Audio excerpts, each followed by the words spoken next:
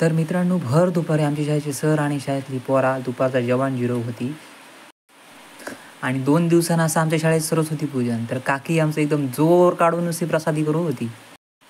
काकीच्या अंगात उत्साहात संचारलो होतो आणि हयसर आमची शाळेची पोरा परसबाग साफ करूची. साफ कैली करतं ती दाखवूक नुसती साफ करू होती.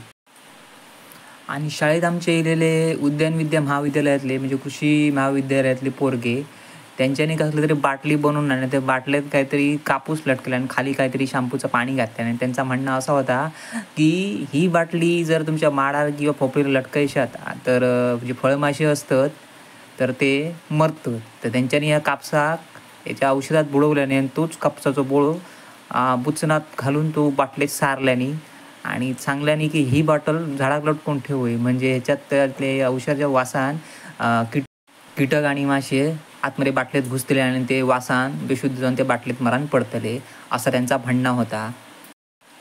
गुणी पोर बाबडे शाळेत दिले आणि शाळेत आमका त्यांच्याने आपलं केलेलो प्रयोग करून दाखवले आणि आणि आमच्या शाळेचे सर सुद्धा एकदम मन लावून ऐका होते.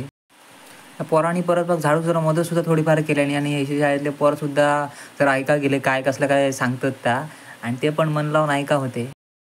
आणि त्यांच्यानी केलेलो प्रयोग कसो काय सक्सेस झालो ह्यो त्यांच्यानी आमका फोटोसून दाखवल्याने आणि तो फोटो